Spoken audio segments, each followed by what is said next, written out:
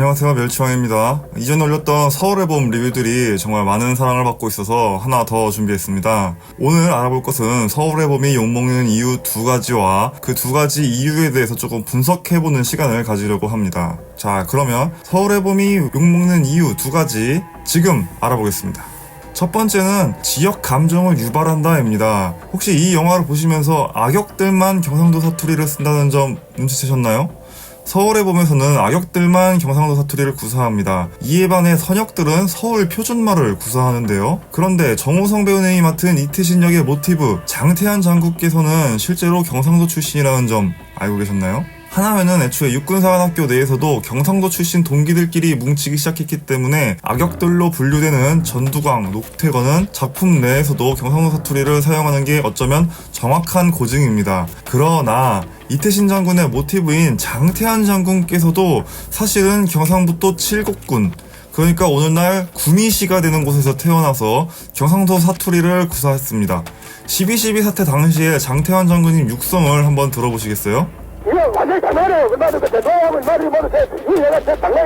이처럼 이태신 장군의 모티브인 장태환 장군께서도 12.12 사태 당일날에도 이렇게 경상도 억양이 묻어나는 것을 느낄 수 있습니다. 그러나 서울의 봄에서 정우성 배우님은 서울 표준어로 이태신을 연기합니다. 물론 정우성 배우님이 경상도 사투리를 연기하는 걸 힘들어해서 감독님이 일부러 배제했을 수도 있습니다. 그러나 어찌되었건 이태신이 서울 표준어를 구사하는 바람에 악역들만 경상도 사투리를 구사하게 되었어요. 영화를 포함해서 컨텐츠에서 캐릭터가 구사하는 말투나 어휘는 캐릭터를 설명하는 아주 중요한 장치 중 하나입니다. 그리고 그만큼 사람들에게 선입견을 만들어줄 수 있어요. 가령 여기 보이는 이 노비 캐릭터 서울말로 말씀하실 것 같은가요? 아니면 구수하고 친근한 사투리로 말할 것 같으신가요? 이렇게 사투리를 쓸 것 같은 스테레오타입이 이미 우리에게 학습되어져 있기 때문이죠. 그럼에도 불구하고 서울의 봄에서는 의도적으로 악역들만 경상도 사투리를 구사하게 설정함으로써 경상도 분들은 조금 억울한 입장일 수 있다는 겁니다. 이는 자칫 지역 감정으로 번질 수 있습니다. 가뜩이나 한국 영화에서는 친구를 포함해서 많은 조폭 영화들이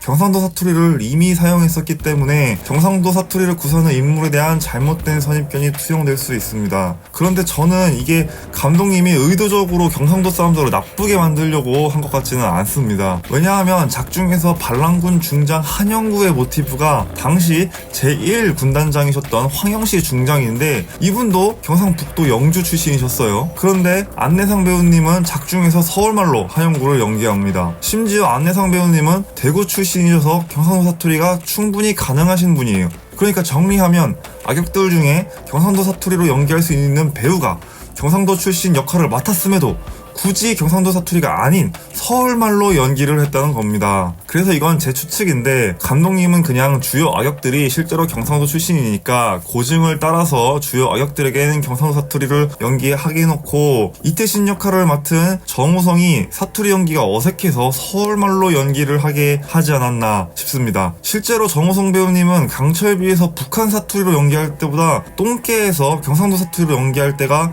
더 어려웠다고 인터뷰한 적이 있습니다. 서울의 봄이 욕을 먹는 두 번째 이유는 과한 각색과 역사 왜곡입니다. 물론 영화는 어느 정도 각색이 필요합니다. 영화는 교육자료가 아니니까요. 그런데 일부 관람객들께서는 이 각색의 정도가 조금 편향적이고 지나치다고 비판합니다. 작중에서는 무수히 많은 총알을 쓰며 반란군과 진압군이 상당한 교전을 벌인 것처럼 묘사되지만 실제로 12.12 사태 동안 공식적인 사망자는 총 3명입니다. 부상자는 총 6명으로 모두 합쳐도 10명 정도 되지 않습니다. 또한 전두광이 재갈을 받으러 갔다가 포획될 뻔하죠. 그런데 진압군의 어이없는 실수로 이를 놓치게 되는 장면이 나옵니다. 장태환 장군께서 마지막에 출동해서 반란군과 대치하는 걸로 나오는데 실제 역사에서 이 두 가지 장면은 모두 허구입니다. 전두광을 포획할 뻔한 적도 없고 장태환 장군도 연병장에 모인 100여 명의 병력을 보고 출동을 포기한 게 실제 역사입니다. 물론 이런 각색 때문에 관람객들은 마지막까지 긴장감을 가지고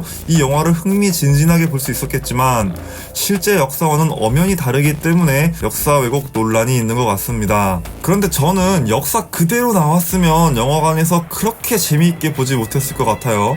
재미가 없었으면 애초에 관람객들이 많이 보지 않았을 거고 잊힐 뻔한 이 역사도 이 정도로 이슈가 되지 않았을 거라고 생각합니다. 실제로 이 영화를 보고 12.12 사태에 대해서 몰랐던 MZ세대도 이 역사에 대해서 실질적인 팩트를 따로 공부함으로써 어느 정도의 선순환이 발생하고 있다고 생각을 합니다. 오늘은 영화 서울의 봄이 왜 욕을 먹는지에 대해서 알아봤습니다. 어떻게 보셨나요? 그리고 제 추리는 어떠신가요? 댓글로 남겨주시면 감사하겠습니다. 이외에도 기회가 된다면 경비단 전역자로서 서울의 봄을 보신 후에 즐길 수 있는 TMI들을 풀어보도록 하겠습니다. 궁금하신 점이나 더 알고 싶은 점, 영화를 보시고 느낀 점을 댓글로 남겨주신다면 다음 영상을 만들 때 참고할 수 있도록 하겠습니다. 감사합니다.